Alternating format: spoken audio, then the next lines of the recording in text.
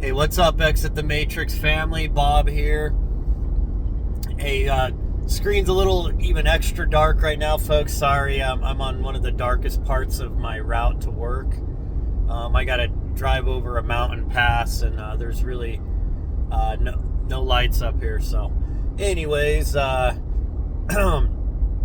I cut these videos, these morning talks on the way to work, and I'm always multitasking because I work 5-6 days a week, and I'm busy with my kids' sports, soccer, and everything else that comes with life. So I really do try to work around all that to run my social media accounts and to cut videos and everything. So, and that's why I don't spend a lot of time on editing. So I hope you guys appreciate it, the message for what it is, and the production value is not the highest, but I was gifted a few months back by Amazing Family. They hooked me up with a brand new computer, monitor, and all this equipment to upgrade my setup. So there are going to be a lot better produced videos here coming up, folks. Just trying to get through this. A lot of things going on, so you know how it is. But they say you build your dreams on your off time, your free time, your weekends, your evenings, right? And never just settle for the regular work-life cycle. And sometimes that's hard because, you get burnt out and you get to a point where you get tired and you just want to be lazy sometimes when you get off work and you not edit videos and do everything else. I manage 6 social media accounts, and some of them I'm not very active on. Facebook and YouTube, I'm mostly active on those. But still, I answer a lot of questions. I do research. But the good thing is I have a job that allows me to research while I'm working. So I'm always absorbing information and just always busy. Mine's always going. And that's why sometimes I do need that downtime. You gotta balance everything out. You can't just always be all research and all work and no play, so to speak. So anyways, guys, to move on, so I don't have a really concrete item to talk about today, but I'd say mostly I just want to encourage people, and I'm basically just going back over some things that a lot of people don't understand because they haven't done the research or they haven't listened or read, and that's about near-death experiences. Folks, please, there's a Next Level Soul podcast on YouTube, is a great resource to go to. The guy Alex that runs that channel that's just gotten amazingly huge. He does a lot of interviews with people that have NDEs and OBEs, out of body experiences, and I've been listening. I probably listened to over 100, not just from him, but other sources. But I've listened to over 100 NDEs and OBEs, trying to glean information and see how it ties into all the world events and ancient history and religion and everything. I tie it in with that. A lot of people that get into like the Anunnaki and the Gnostic texts and all these other things like I do, they don't tie in the NDE stuff to it, and I do, because I believe it all goes hand in hand. And there's some simple truths I want to tell you, folks, just to try to embolden you. One, on the other side, a common admittance is that there is no religion, folks. Let's just call it heaven, okay? It's the world we come from. It's the energetic spiritual realm, the higher dimension that we come from. That's our home. In that home, there is no religion, folks. There is no Christianity. There is no Islam, there is no Hinduism or Buddhism, none of that. That's all earthly, man-made religions, okay? Simple and direct. Now, this is according to people that crossed over, that were atheists, that were Buddhists, that were Christians, that were Jews, okay? Hindus. Please understand this, folks. There is no religion on the other side. So all of our fighting and bickering and wars over religion here on earth is all BS, folks. It's all man-made. It's all part of the game that is living here in this realm, this world, okay? In the third dimension. That is not in the higher dimensions. 2, Yeshua. Yeshua, it was real. As was Buddha and many other master teachers that came to try to enlighten humanity, folks. Now, I catch crap from both sides. I catch crap from the atheists that say that I'm pushing the sky daddy and the false, fairy tale stories. No, folks, Yeshua was a real person. However, Yeshua was not this Jesus Christ character that the church created, that the Roman power structure created. Okay? I've made that distinction, so I get attacked by Christians for what I say.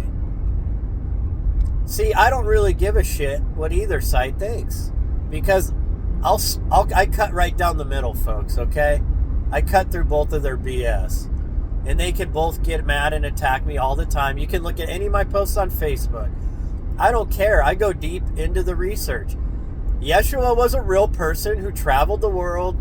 His name was Isa in the East. His uncle was a very rich merchant who traveled the world.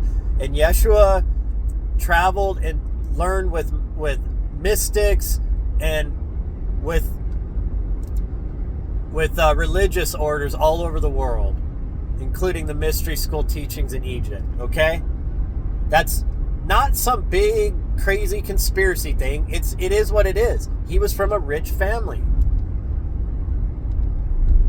And his teachings, not the teachings of Paul and the disciples and all these other people that wrote his coattails later on that became pawns of the church,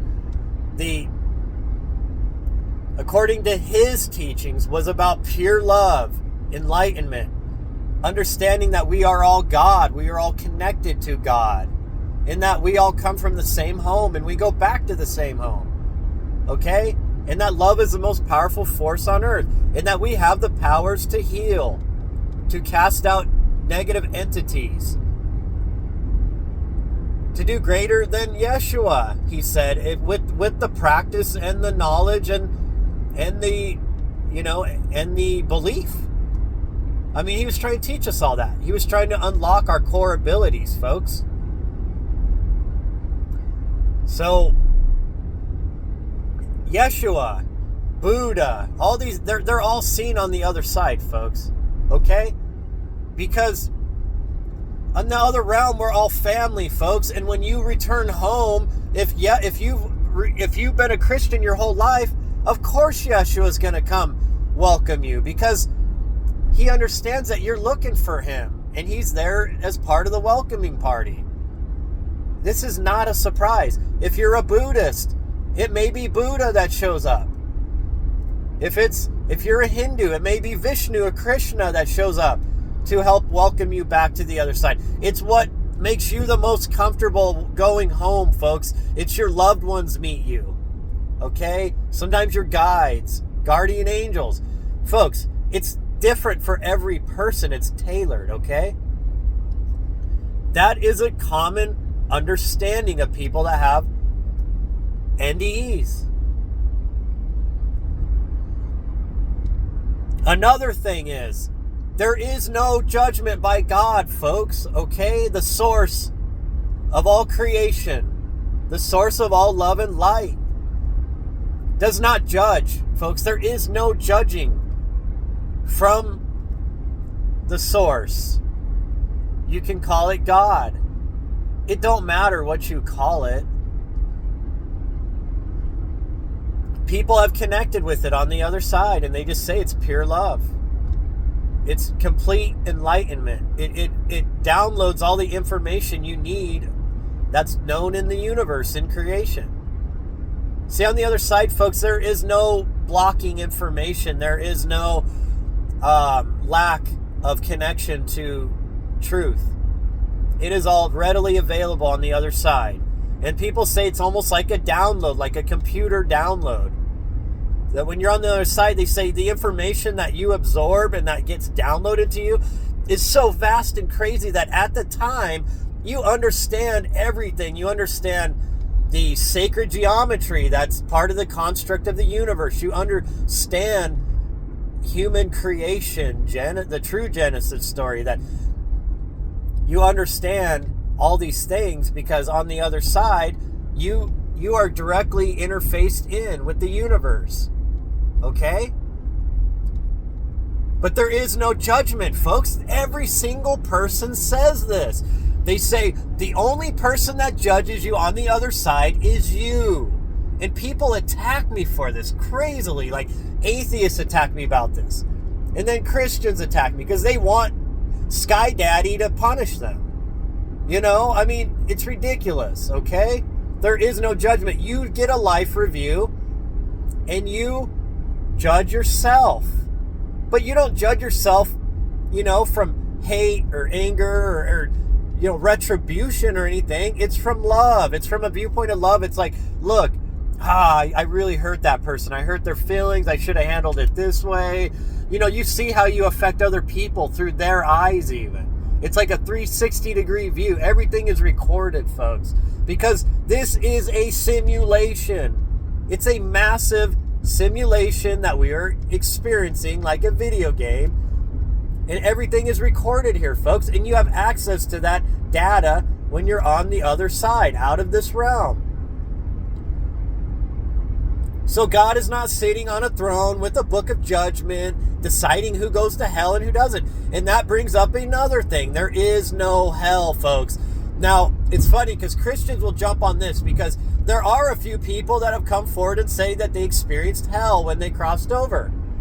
Now, get this. Christians never tell you what the end of that story is. They just they end it there. Oh, see, this guy talked about going to hell and gnashing of teeth and demons and blah, blah, blah. Yeah, because that person was more than likely a Catholic or some other, you know, very strict religion. And they maybe felt that they didn't, you know, ask for forgiveness for their sins enough or at the right time. And so when they're crossing over, they're afraid they're going to go to hell. And guess what, folks? They manifest hell. Because on the other side, we instantly manifest. We have no need for anything. However, you can create your own, you know, paradises or your own hell on the other side to experience. And these people, they actually go to hell, the hell they created. But then eventually they realize, like, look, I just need to get out of here. I'm going to leave. And then they just pop out of it. Or they ask for help. And a guardian angel or a you know, character like Yeshua comes and pulls them out of hell and brings them to the light. And then they said, well, I realized that I never had to go there, that I created that. I had to experience it because I was so afraid of it. See, Christians will never tell you the end of the story of the people that experience hell, because then once again it debunks their whole love fest with torment and retribution that they've been programmed with. So folks, these are a few things, like, and then like I mentioned, the instant manifestation on the other side, and that you get to see all of your past loved ones. See, not just your like known relatives, but all the way through your DNA line, family line. They all come to greet you. Past animals are on the other side, folks, because they are source energy too. They have consciousness. It's just a slightly different consciousness than we have. So I guess if you take anything from this, folks, just take heed that things aren't as bad as they seem, that you're just, this realm is not reality, okay, folks? It seems like it. It seems like everything is based off this realm. Folks, this realm is like a side story, a side quest.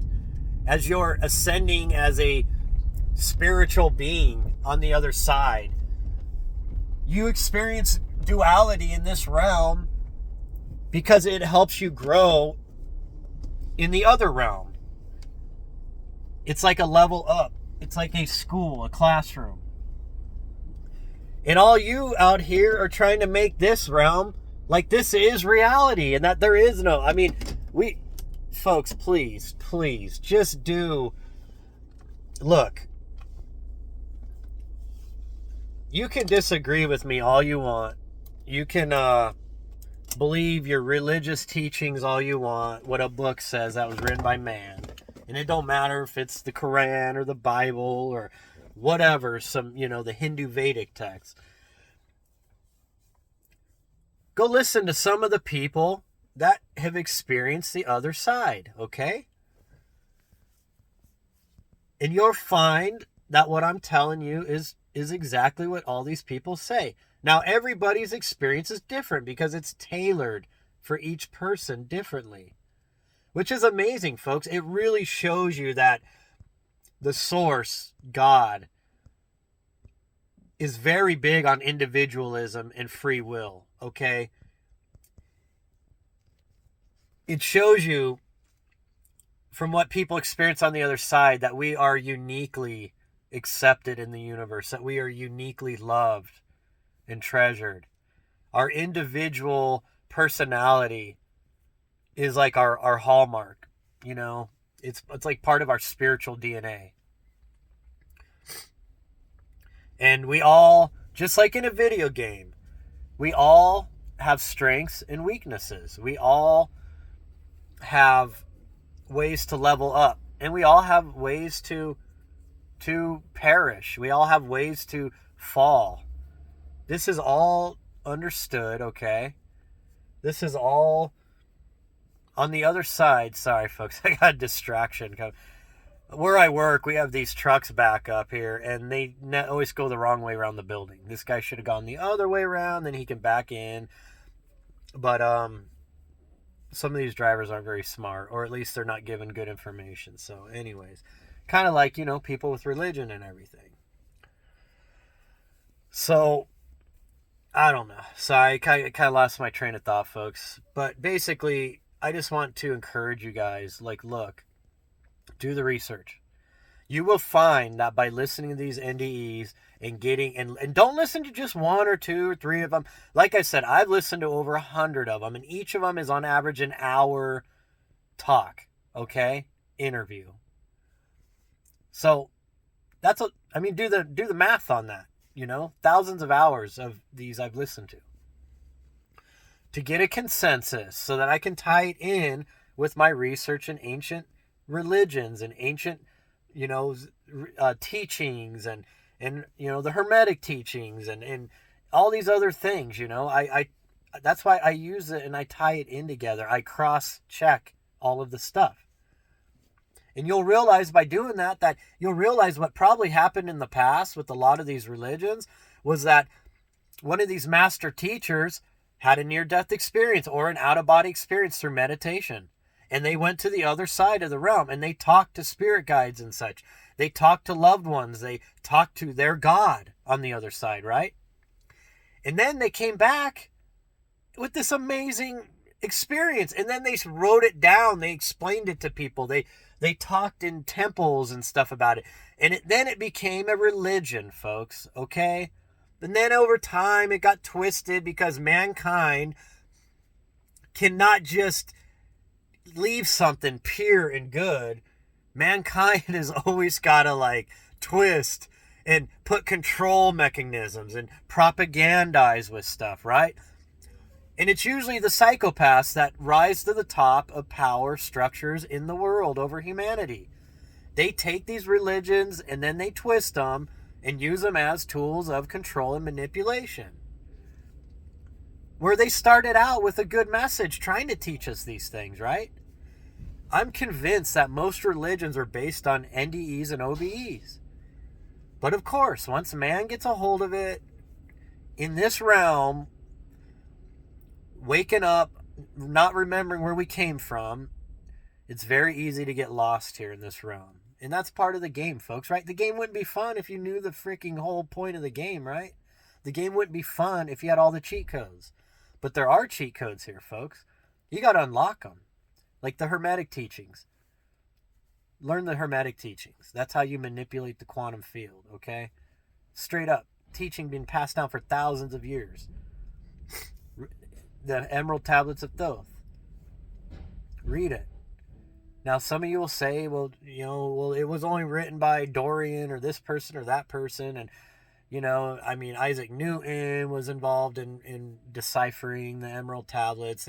Was it Hermes? Was it Thoth? Was that the same entity? Who cares, folks? Mystery school teachings, whatever. There's a lot of truth in the Emerald Tablets. If you read through, you'll understand it's teaching you about the quantum field and about the makeup of mankind and about the powers that have taken over control of this realm. The gatekeepers. It's so much information in it. And who cares who wrote it? Regardless, the information's good. God, we get so caught up in all this BS. He said, she said, this one, my religion's the right religion. My book's the right book. Yours is not. It's such a joke, folks. But anyways, look, I guess this talk essentially became about near-death experience, just simple truths from that side. But go look, check them out yourself, okay? Don't take my word for it. But what I've found is that what it does is it frees you. It takes so much stress off your shoulders. When you're somebody that's always afraid of going to hell or what the afterlife is like, or is God going to have your name written in the book of life and all this stuff. Do I need to meditate to get to heaven? Did I committed sins? Oh my God, should I sacrifice animals? I'm just kidding. The Old Testament God, he needed some blood sacrifice there for sins. What a joke. Seriously, folks, do you really think the creator of all known creation, the universe, multiple dimensions, we don't even know what creation really is, folks. It's so much bigger than we can imagine. You really think that mind needs blood sacrifice on Earth? Oh, God. If you believe that, folks, you probably believe that the Rothschilds really mean well with running their banking system worldwide, that it's not dead slavery. They're trying to help you out, right? Yeah, they're just, giving you a fair trade of currency, right? Come on, folks. Wake up, man. Jeez.